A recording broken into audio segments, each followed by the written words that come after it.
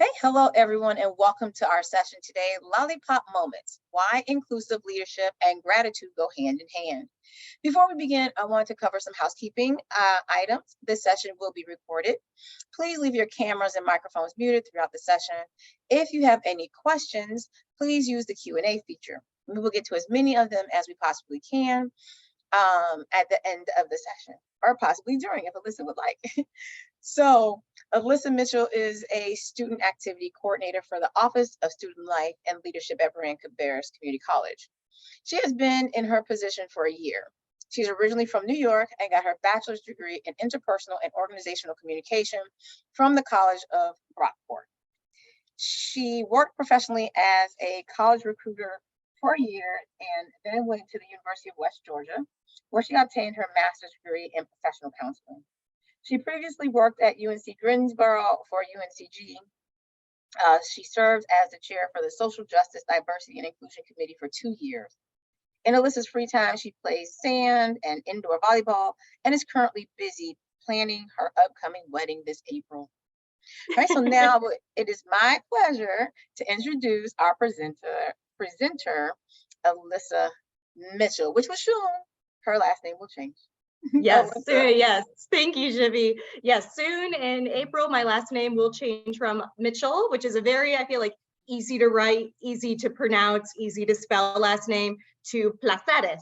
My fiance is Puerto Rican and Cuban, and so I have gone my whole life with a very easy to pronounce last name, and soon for the rest of my life, I will be, teaching folks on how to say, spell, and pronounce my last name, but I am super excited and I could not be more honored to marry him. But good afternoon, everybody. Like Jivy said, my name is Alyssa Mitchell. I use she, her pronouns, and I work at Rowan-Cabarrus Community College in the Office of Student Life and Leadership. I'm going to share my screen with you all so you all can see my presentation, so just give me one moment.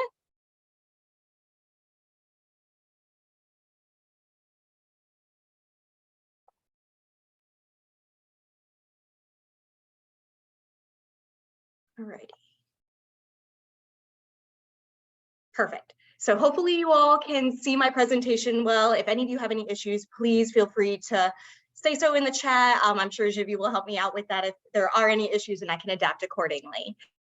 But yeah, so I work in the Office of Student Life and Leadership. Basically, my role is helping students get engaged outside of the classroom. If that is getting soft skills for conflict management, interpersonal organization, time management, things like that, but also having tough conversations and working with other folks that might be different than them.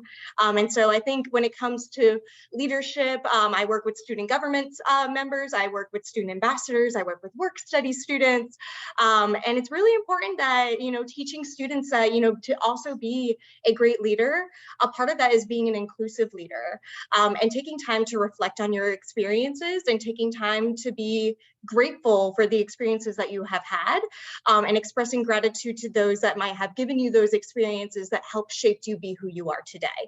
Hopefully that will all make a lot more sense at the end of this presentation, but I'm going to go ahead and get started. All right, so what would be a presentation without some learning outcomes? And so by the end of this presentation, I do hope that you all walk away with a couple of things. I hope that you are able to define what lollipop moments are. I am curious, maybe some of you have heard of the term lollipop moments before, and if not, I will be defining it and showing a quick video that will kind of break it down for you all. I also hope that you'll be able to identify some lollipop moments that have happened to you either on the giving or the receiving end, or both. And then also going off of once we go over what lollipop moments are, I'm hoping that you'll be able to identify some ways where you can create inclusive spaces for students, for other faculty and staff, for those that are within your circle, and ways to make people feel more included and welcomed in those spaces based off of those lollipop moments. I'm also going to create some space where I would love to hear, I'm sure a lot of you are very knowledgeable and have some ideas, some practices that you have experienced in your time that you found very helpful. And I hope that you all are willing and feel comfortable to share those experiences with us all. If that's within the chat, if that's, unmuting yourself and speaking, But I do want to create a space for that because I think we can learn so much from each other. And I am not an expert by any means. And so I always like to learn from folks as well. And then finally, I hope that you'll be encouraged and inspired to both find the value in small inclusive gestures and the value of telling those who were your lollipop moments. It might not make a lot of sense, as of right now, but I do hope it will make sense, especially once you learn what lollipop moments are. Okay. So now before going into lollipop moments, I have something that I call lolly moments, and just kind of break down the term. And these are some things that, I've always been fascinated with the concept of being in the right place at the right time. So for example, you see the Starbucks cup on the screen. I don't know if any of you have ever had this happen to you before, but maybe you've been in line for a coffee or maybe fast food or something like that. And the person at the register said, hey, the person before you paid for your meal, paid for your coffee. And it's like, whoa, that's a really cool thing to have that happen to you, especially if you're having like a cruddy day. And of course, you would want to, hopefully pay it forward, but it is that concept of like, wow, like right place, right time. Like I pulled into the drive-through at this right moment. And like, if I was a minute later, I wouldn't have had this opportunity happen to me. The next example on the screen that I'm going to point out is the picture right over here, which is the children at Disneyland. And so the story of this photo, when I heard this, I thought it was so fascinating and cool. But the young woman that is in the photo that is circled down here, she was looking through old photos. And she happened to come upon this photo, and her husband walked over and was like looking at some of the photos that she was looking at. And her husband was like, oh my gosh. And she was like, what? And her husband said, that kid in the stroller is me, and the person pushing me is my father. And it was just like, just the crazy things that happen in life, being like, what are the chances that that photo was taken, captured, the person that would eventually be the love of her life, captured the person that, she would eventually end up marrying. And there's a photo of them like when they were children, not to meet, till many years later. But I found that story so fascinating and so cool, the concept of the right place at the right time and how that can be so impactful, or you don't even realize it until later on. And then finally, the other photo on the bottom. Oops, sorry, you all. I got a little bit ahead of myself. Okay.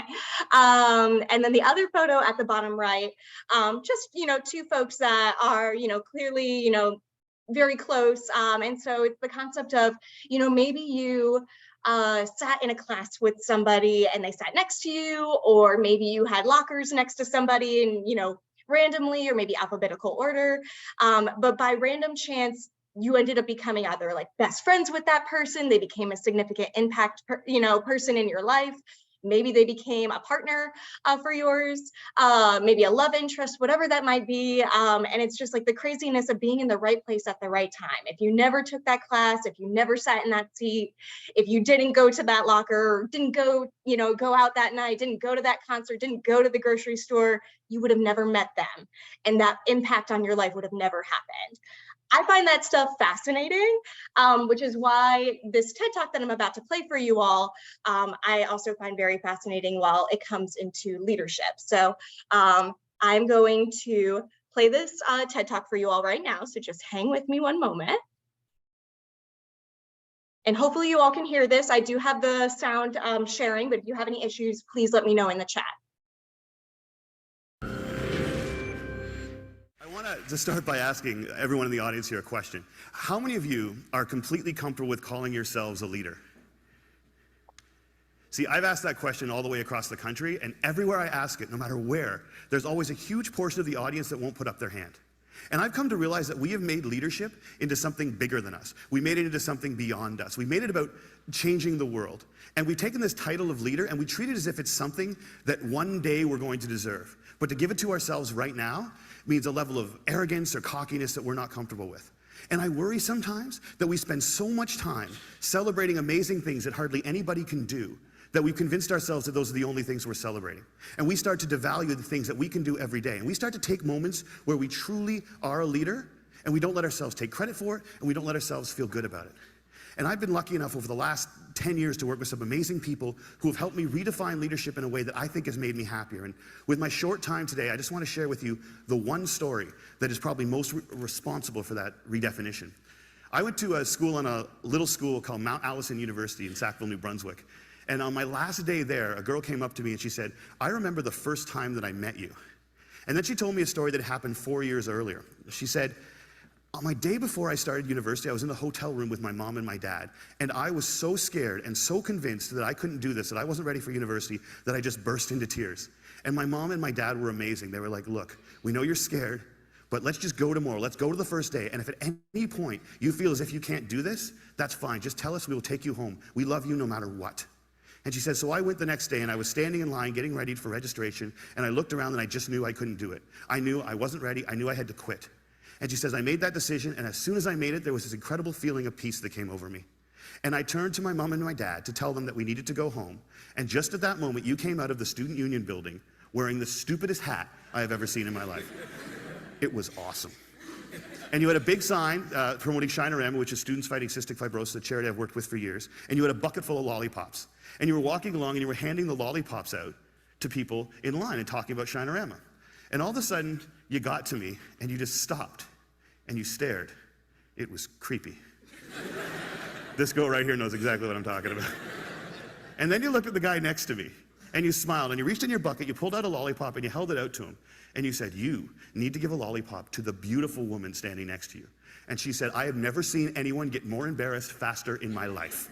He turned beet red and he wouldn't even look at me. He just kind of held the lollipop out like this. And I felt so bad for this dude that I took the lollipop. And as soon as I did, you got this incredibly severe look on your face and you looked at my mom and my dad and you said, look at that, look at that. First day away from home and already she's taking candy from a stranger. And she said, everybody lost it. 20 feet in every direction, everyone started to howl. And I know this is cheesy and I don't know why I'm telling you this, but in that moment when everyone was laughing, I knew that I shouldn't quit. I knew that I was where I was supposed to be, and I knew that I was home. And I haven't spoken to you once in the 4 years since that day, but I heard that you were leaving. And I had to come up and tell you that you've been an incredibly important person in my life, and I'm gonna miss you. Good luck. And she walks away, and I'm flattened. And she gets about 6 feet away, she turns around and smiles and goes, you should probably know this too. I'm still dating that guy 4 years later. A year and a half after I moved to Toronto, I got an invitation to their wedding. Here's the kicker, I don't remember that. I have no recollection of that moment, and I've searched my memory banks because that is funny, and I should remember doing it, and I don't remember it. And that was such an eye-opening, transformative moment for me to think that maybe the biggest impact I'd ever had on anyone's life, a moment that had a woman walk up to a stranger 4 years later and say, you've been an incredibly important person in my life, was a moment that I didn't even remember. How many of you guys have a lollipop moment, a moment where someone said something or did something that you feel fundamentally made your life better? All right. How many of you have told that person they did it? See, why not? We celebrate birthdays where all you have to do is not die for 365 days. And yet we let people who have made our lives better walk around without knowing it. And every single one of you has been the catalyst for a lollipop moment. You have made someone's life better by something that you said or that you did. And if you think you haven't, think about all the hands that didn't go back up when I asked that question. You're just one of the people who hasn't been told. But it is so scary to think of ourselves as that powerful. It can be frightening to think that we can matter that much to other people. Because as long as we make leadership something bigger than us, as long as we keep leadership something beyond us, as long as we make it about changing the world, we give ourselves an excuse not to expect it every day from ourselves and from each other. Marianne Williamson said, our greatest fear is not that we are inadequate. Our greatest fear is that we are powerful beyond measure. It is our light and not our darkness that frightens us. And my call to action today is that we need to get over that. We need to get over our fear of how extraordinarily powerful we can be in each other's lives. We need to get over it so we can move beyond it. And our little brothers and our little sisters, and one day our kids, or our kids right now, can watch us start to value the impact we can have on each other's lives more than money and power and titles and influence. We need to redefine leadership as being about lollipop moments. How many of them we create, how many of them we acknowledge, how many of them we pay forward, and how many of them we say thank you for. Because we've made leadership about changing the world, and there is no world. There's only 6 billion understandings of it. And if you change one person's understanding of it, one person's understanding of what they're capable of, one person's understanding of how much people care about them, one person's understanding of how powerful an agent for change they can be in this world, you've changed the whole thing. And if we can understand leadership like that, I think if we can redefine leadership like that, I think we can change everything. And it's a simple idea, but I don't think it's a small one. And I want to thank you all so much for letting me share it with you today.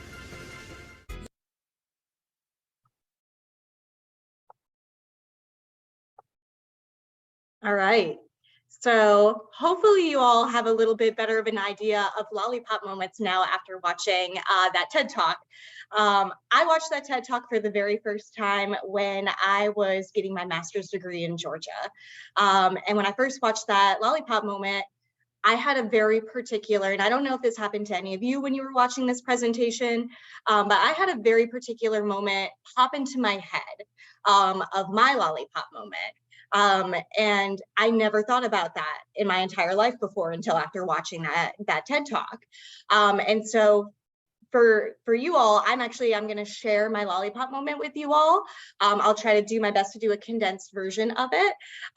But you know, I am curious to see if after hearing my Lollipop moment, after hearing the TED Talk Lollipop moments, I am curious to see if any of you all are actually, you know, if you are thinking about Lollipop moments and things that have happened to you as well. And I'm trying to see, I think, ooh, I don't want to do that. I thought I saw somebody's hand was raised, but I'm not sure if somebody had a question or anything. I'm not seeing it anymore, so I'm going to keep moving forward. But if any of you do have questions or comments, I'd be happy to answer any of them at the end. So I'm going to move forward with the presentation. So what you all are seeing on the screen right now is 18-year-old Alyssa in her freshman year of college. I am actually, you know, some of you might, I don't know, you know, ages of everybody on the call, but I had a digital camera. And so it was before smartphones, before I could take a selfie. It was like you have the digital camera and you take the photo and then you turn around and you hopefully had it lined up right. But I did have the concept of knowing that natural light was good. And so I definitely made sure that I was by a window when I took this photo. But I actually, at the time, I was a broadcasting and journalism major. I wanted to work in TV and I actually wanted to be a weather woman. And so I was actually the weather woman at my college's TV station. And so that was my first night that I was about to go be the weather woman at the College of Rockport in Rochester, New York. And so I was super excited. So I snapped a photo before going there. But at this age and at this particular point in time is where my Lollipop moment happened. And so that's why I have this photo up here and I'm going to share the story with you all. So I am a first generation college student. So not only did neither of my parents go to college, my mom never graduated from high school. She got her GED later on, but I'm the first person in my entire family, cousins, aunts, uncles, ever to get a bachelor's degree, later on to get a master's degree, and hopefully one day get a doctoral degree. But, you know, going to college, you know, I had no idea what I was doing. I was trying to figure it out. I was trying to get involved in as many things as possible to take advantage of, to grow, to learn, to develop, and to maximize my 4 years that I was at college. I was living with another young woman and we shared a room together. And the way that I would describe the situation is, if any of you have ever seen the movie Mean Girls, my roommate was Regina George. And this is kind of where the story happens. And so it was me, my roommate, we'll call her Regina. And then there were 2 other girls across the hall and then 2 other girls that were next to us in our residence hall in the dorm rooms. And so all of us, we kind of, you know, we were friends in the beginning. I think definitely, you know, you think of friends because of proximity. And we would do everything together. We would go to breakfast, lunch, dinner, in the dining halls together. We would go to campus events and activities together. And it seemed really good for the first, you know, week or so. And then slowly as time went on, things started to seem like they were changing. And I'll give a couple examples. So my roommate Regina, she decided that she wanted to go and dye part of her hair purple, which awesome, you know, you do you, have fun, that's awesome. The rest of the girls also decided that they wanted to dye their hair purple. For me, I have never dyed my hair in my entire life. And so for me, I had no interest in dyeing my hair. There was no hate or shade toward it. It just wasn't for me. And I got a little bit of pushback for not conforming, for not dyeing part of my hair purple. And then, shortly after that, my roommate Regina decided she was going to go get her belly button pierced. I am terrified of needles, you all. I was one of those people. I'm to this day, I am holding somebody's hand, a sweatshirt bundled up when I go and get a flu shot. To this day, I am not a needles person. And so I told my roommate, being like, hey, you know what? You all have fun. That's awesome. I'm going to take this out. Like, it's not for me. But all the other girls went and got their belly buttons pierced as well. And so it was a very interesting situation that was happening. But I think when the moment that I realized that this group of girls was not going to be good for my well-being, we were in the dining hall one day, and this one boy approached me in the dining hall, and you all, he was so cute, and my heart was pitter-pattering. And he came up to me and he said, hi, introduced himself. I introduced myself. He said, I just wanted to come over because I've never seen you on campus before, but I think you're absolutely gorgeous and I would love to get to know you more. Would you like to go on a coffee date with me? And like a coffee date, like so sweet, so wholesome. I was, so excited. So, we exchange information, he walks off, and I go to look over at the girls, hoping that, these are going to be my girlfriends that are going to hype me up and be excited for me.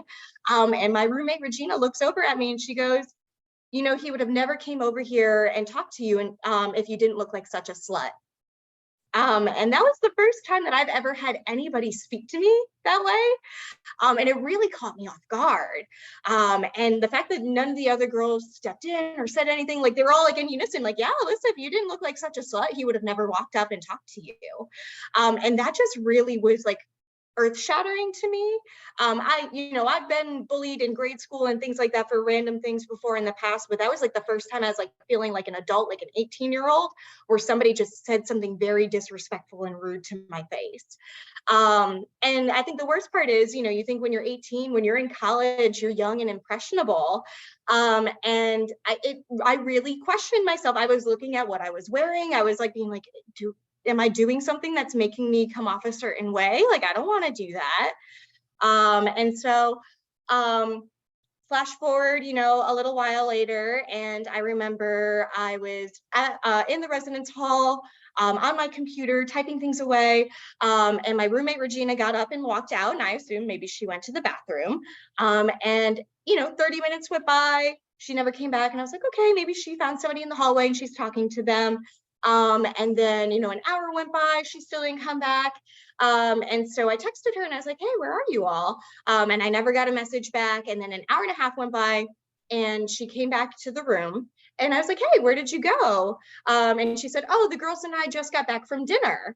And like I said to you all before, I went breakfast, lunch, and dinner with these girls, like every single meal. And when I was like, you went to dinner, like you didn't tell me you were going to dinner. And she goes, oh, we'll call her Katrina. Katrina across the hall, which was one of the girls in the group, texted me and said, hey, we're going to go head to dinner. I assume she texted you too. And it was in that moment where I'm like, got it. Message received loud and clear. And there were, a bunch of other instances, maybe we'd be going to, maybe there'd be a comedian on campus and we would go as a group. And we would walk out of the residence hall and the girls would be like, wow, Alyssa, are you trying much?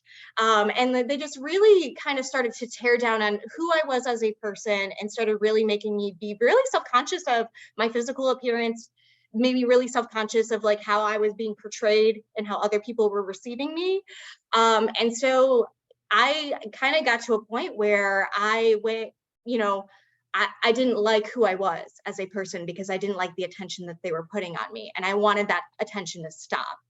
And it's a hard point when you're 18 years old in college. These were the girls that I affiliated with as my friends. And it was a couple of weeks into the semester and I was afraid that I thought my window to making new friends was closed. The first couple of weeks of school felt like you could sit with whoever, walk with whoever, because everybody's trying to make friends. At that point in the semester, I felt like I missed my window. I chose a group of girls and I chose wrong. And now I'm stuck with that. And I felt too intimidated to try to meet other people, because at that point I saw all these other friendships and groups happening, and I just felt like it was too late for me to enter those spaces. And so I got really depressed. I started wearing sweatpants and baggy clothes because I didn't want anybody making any comments about my body or my appearance. Stopped wearing makeup. I stopped really putting any effort at all into my appearance that I used to take joy into doing. I was too embarrassed to go to the dining hall and eat by myself, so I actually stopped going to the dining hall. I was skipping meals. I wasn't eating. If I was eating, it was just, granola bars or microwavable mac and cheese that I had in my apartment. And it was a really dark time. I was sleeping a lot. I was crying a lot. I wasn't going to classes because I just didn't find the point. I felt like I missed out on the social part of college and a support system. And so I was missing classes. And quite honestly, I was on my way of either dropping out or transferring out of college. And I was crying to my mom on the phone every single night. And it was a really dark place in my life. And so flash forward a little bit, and I'm still kind of, being by myself, not really interacting with anybody. But I was doing laundry in the residence hall, put a bunch of clothes in the washing machine, came back to my room, took a nap. I was sleeping a lot. And when I woke up, I realized I forgot to move my laundry over to the dryer. And I woke up frantic, and I was like, man, someone's going to throw it on the floor or whatever. I hurry over to the laundry room and then enter. This is Sam.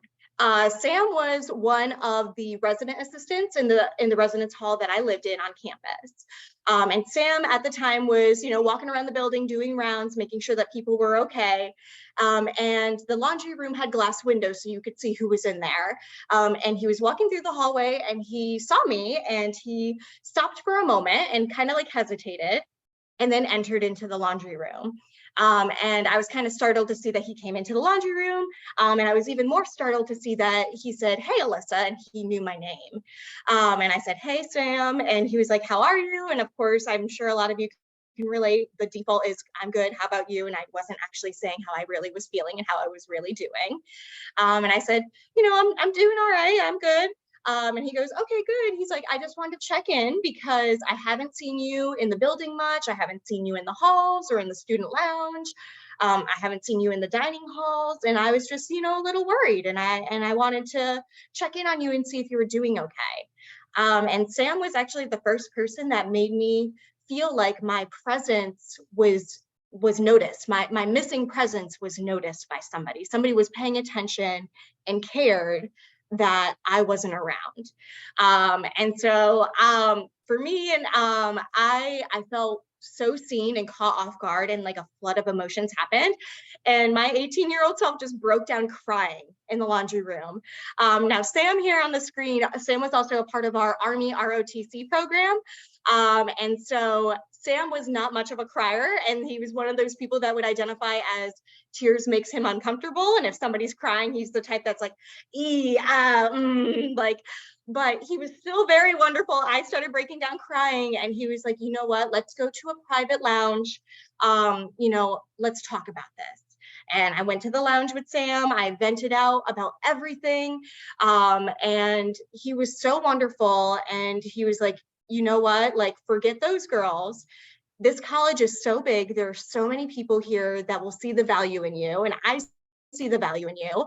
And Sam actually made sure he went with me for breakfast, lunch, and dinner every day for the next couple of weeks after that, to make sure that I was eating, to make sure that I had somebody to eat with. And he introduced me to a lot of his friends. He also was the person that took me to my very first club meeting to get involved and engaged, and a club that I became the president of that club by my senior year of college. Sam was also the reason that I applied to be an RA myself, because, the impact that he had on me, I wanted to make sure that I also could have that impact on other students as well. And also me being an RA made me learn about the field of higher education and student affairs, and really kind of projected to where I am to this exact day, was all because of that one moment, because he decided to, when he hesitated in the hallway instead of just walking by, he chose to go in. He chose to check in on me. He chose to not leave the conversation there, but to follow up with me, check in on me, get me connected, get me engaged. And that was a pivotal point in my life that got me involved into who I am as a person to this day and all the things that I got engaged and involved with. So that is my long story, but that is my lollipop moment. And when I heard that, when I watched that TED Talk, I thought of that exact moment. And at that point, I hadn't talked to Sam in many years. So I went on Facebook, I tried to see if I could find him, and lo and behold, I found Sam. So Sam is in the Air Force right now. He is married. He's doing really well. But I reached out to him and I sent him the video for the TED Talk. I told him about everything. I told him where I was in life. And I was like, you know what? I wouldn't have been here without you.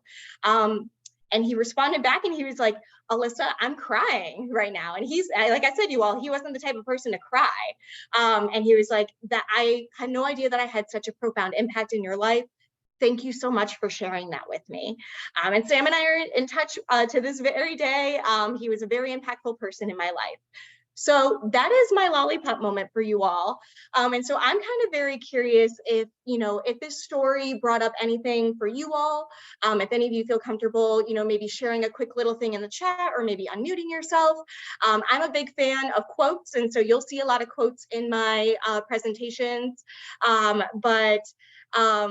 Something as little as him choosing to go into that laundry room or not played a significant impact on my life. I am very curious if it did bring up any ideas or thoughts to any of you. If not, I'll keep moving forward with, tying this all into diversity, equity, and inclusion. But I do want to create a space that if this did inspire any of you or you're thinking of anything in particular, I would love to hear if any of you want to share.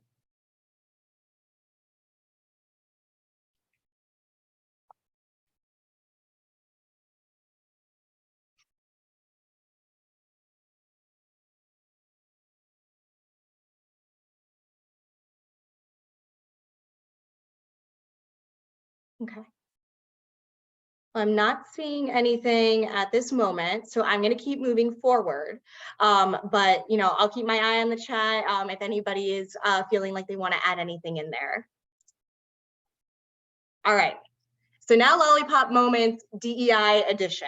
And so something that I wanted to make sure is, I think when we talk about being a leader, and when we talk about, having an impact on this world, just like the TED Talk said, we make leadership be this giant thing that can be really intimidating. And I think especially when we think about diversity, equity, and inclusion or social justice work, a lot of folks can get really intimidated. What if I say the wrong thing? What if I do the wrong thing?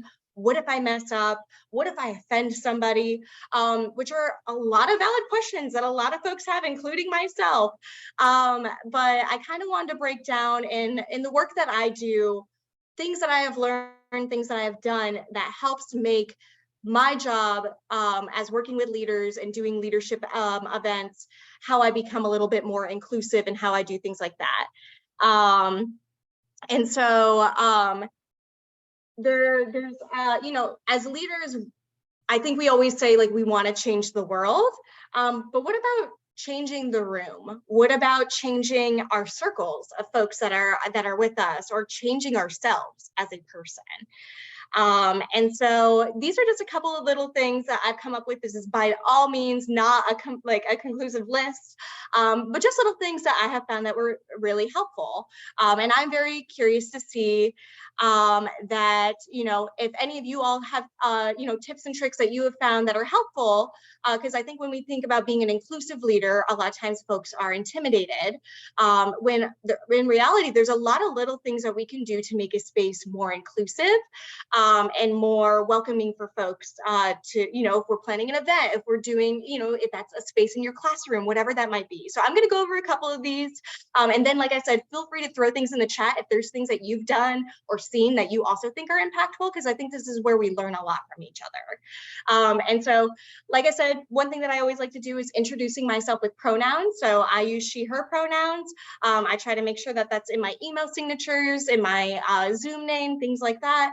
I think that's a really wonderful practice, because if those that use they, them pronouns, or, you know, maybe they're not familiar with pronouns, one, it's a learning opportunity for folks to learn about what pronouns are and how to use them, but two, to make people feel comfortable where it's a space where they can actually use their pronouns and to introduce themselves, so people don't people don't misgender them, don't use the incorrect pronouns for them. But yeah, so that's one that I found very helpful. Another one is using they, them pronouns when you're not sure, or, as a default. So for example, last year, I do a lot of work when it comes to like graduation time and students picking up cords and caps and gowns and things like that. I had a student reach out to me and said, hey, I'm unable to pick up my cap and gown, but my fiance can pick it up for me. Is that okay? And it was okay.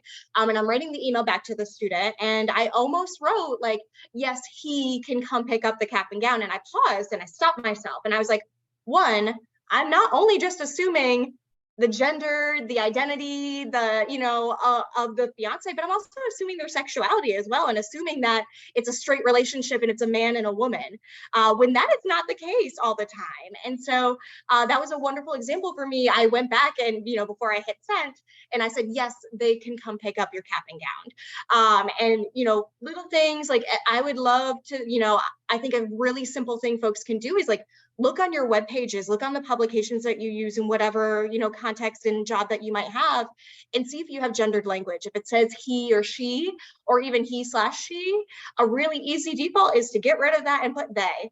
And it's a very inclusive term, and it's welcoming for a lot of folks. And so that's one thing that I've learned that's, very simple and easy to do. And, that works really helpful when it comes to, being more inclusive when it comes to leadership. I'm looking in the chat right now just to see what folks are putting in there. Let's see.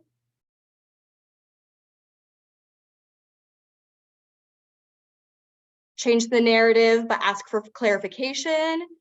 One thing I'm passionate about is providing breaks. So natural breaks in a day, long interview conference, so people like pumping, that's wonderful. Yeah, so for moms having a way that like if they need to pump, that's a really great one. There's it's not necessarily DEI, but I think it could be, it's an inclusive practice, I think in general for everybody, but especially when COVID first happened, I think you all might have been very familiar with having Zoom meetings that are back to back to back, 1 to 2, 2 to 3, 3 to 4. And I had a supervisor that would only make the meetings 45 minutes long. And his reasoning was, if I can't cover everything that I need to in 45 minutes, then I need to do a better job of being concise.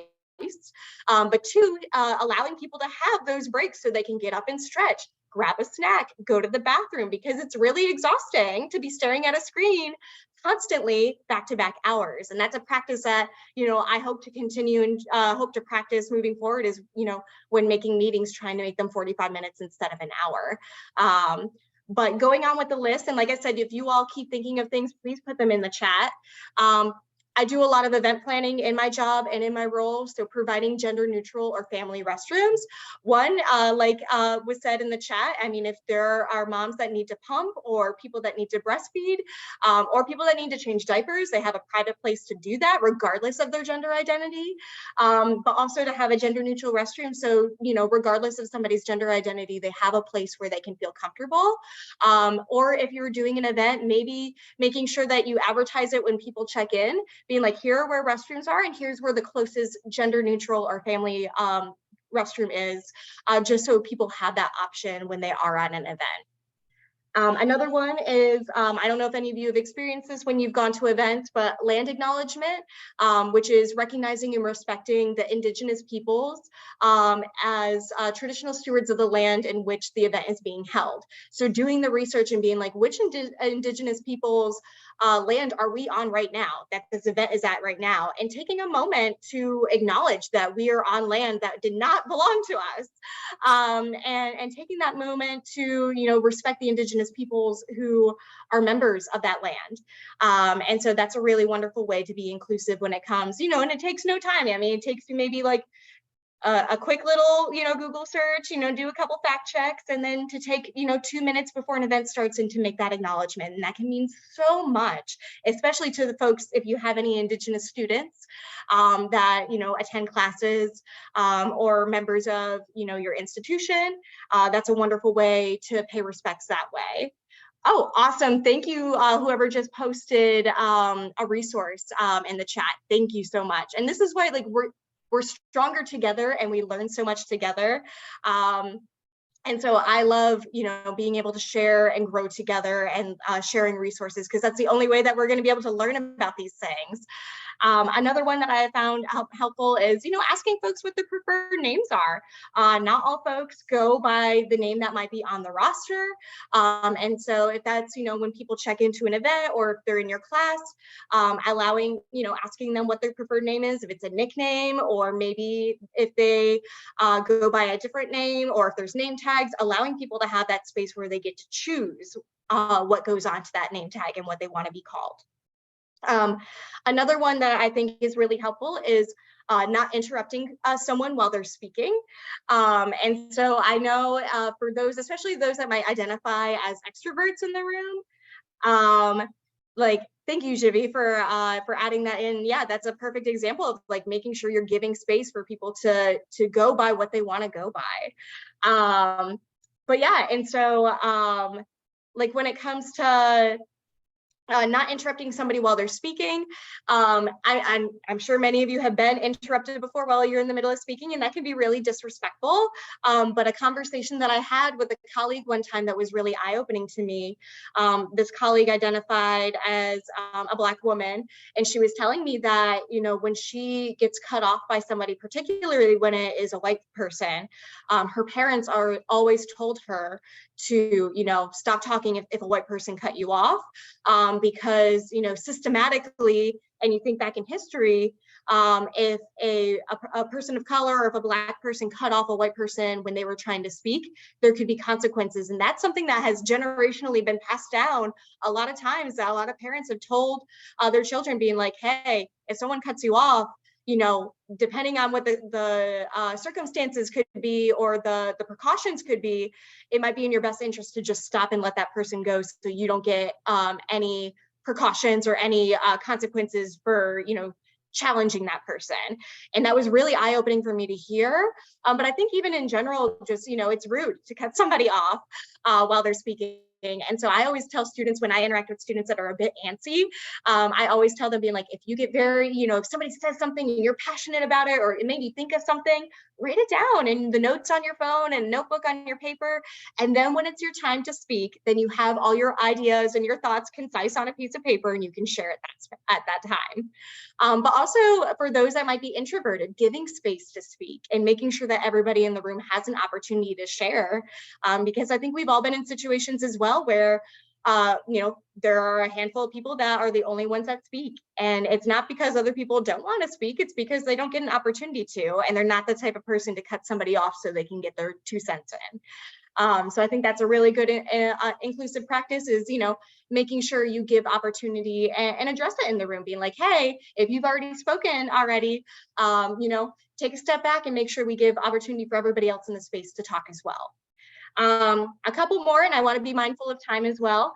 Providing branded shirts as uniforms. I think this is an inclusive practice when you think of those that have different socioeconomic statuses, but also when you think about the concept of professionalism. I think a lot of times professionalism can sometimes be rooted in whiteness, especially when you think about what hairstyles are deemed professional, what makeup is deemed professional, jewelry, etc., shoes.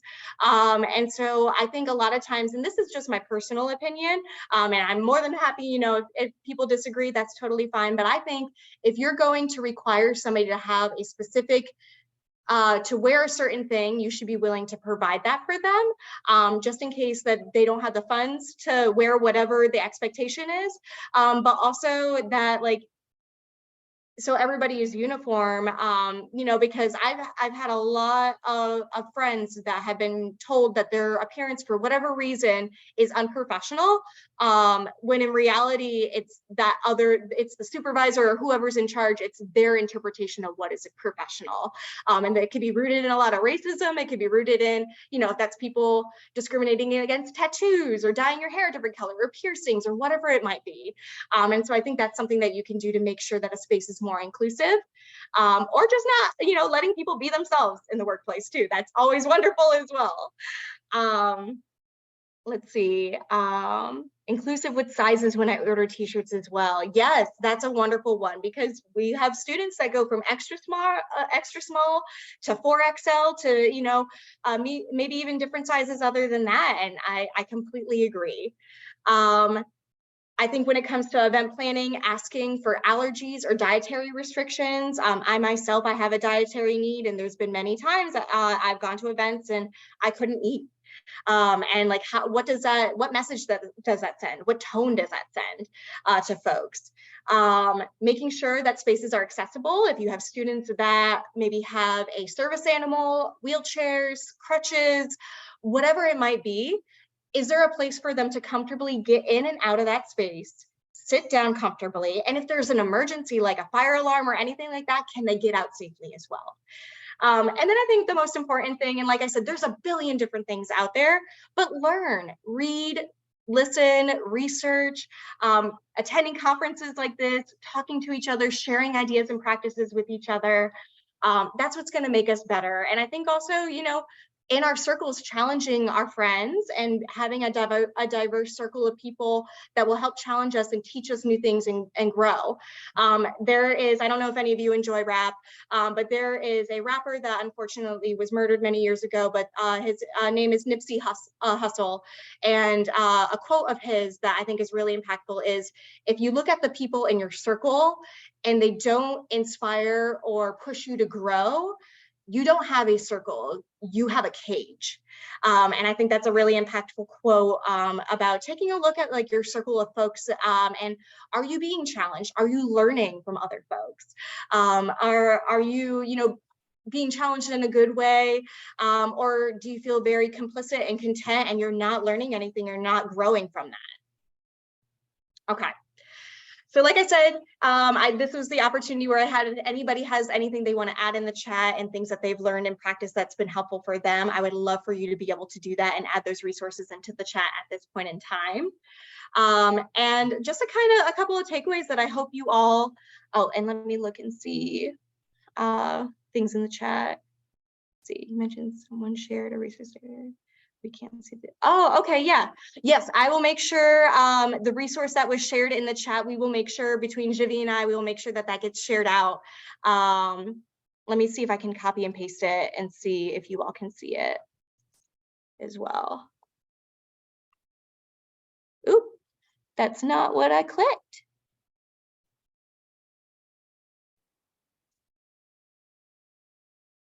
Okay, it's not allowing me to copy and paste it, but I will figure out a way to get it out to you all. And so I'll make sure that I'm able to share that all with you.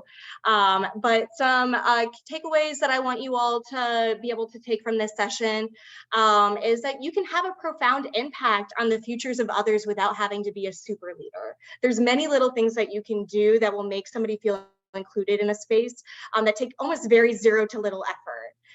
Be mindful yet gentle with yourself. Like, as humans, we're going to make mistakes. We might offend somebody. We might do the wrong thing, but also diversity, equity, and inclusion, it's a fluid thing. There are lots of things that are always changing. There are people from different groups that might identify with, you know, and be like, yeah, I find this very inclusive. And there might be some folks that be like, you know what, I disagree and I don't think that's inclusive. I find that offensive. And that's okay. And to be able to be fluid with that and to learn and to grow. And there's, you know, having to be humble and just say, if you upset somebody, or, you know, maybe the practice that you use isn't the most inclusive, being comfortable by saying, I'm sorry, you know, like, I'm so sorry that I offended you. I will work hard to do better moving forward. And that's such a powerful thing to do, is to push pride aside and to be like, you know what, I messed up, or, you know, maybe my practice is outdated. I'm going to do a little bit more research. I'm going to talk around, I'm going to speak around and learn, and I'm going to do better moving forward. See the value in small moments in life instead of getting overwhelmed with all that you should do. This is a journey. We're all on this journey and learning together to help be, you know, to make people feel included as possible. And take time to tell others about, you know, Lollipop moments. They can be extremely rewarding on both ends. If somebody's done something that made you feel included and welcomed into a space, I hope that you take time, if you haven't already, to like thank them, because they might not have an idea of like the impact that you've had on them. And I hope that you all at some point too are recipients, if you haven't already been, to somebody saying, hey, thank you for doing XYZ that really made me feel included in this space. Okay, so like I said, love quotes, final thoughts. So too often we underestimate the power of a touch, a smile, a kind word, a listening ear, and an honest compliment, or the smallest act of caring, all of which have the potential to turn the life around. So I thank you all so much for coming to this session. I know there's so many wonderful sessions you could have chose to attend, and I'm very honored that you all chose to come to this one. If you have any questions, I left my email address down below. Please feel free to reach out and email me. Like I said, I'll work with Jivy to see if I can get that link that was shared in the chat out to you all. But thank you so much for coming, and I'll leave it open for any questions in the chat.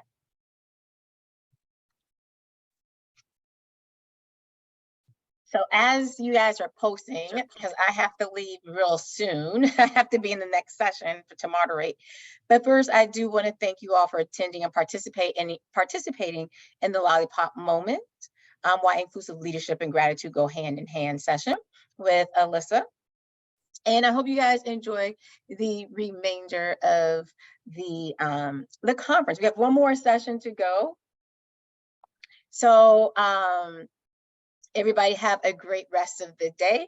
And then thank y'all so much again for attending. We really do hope that you have really enjoyed the conference this year. All right, bye everyone.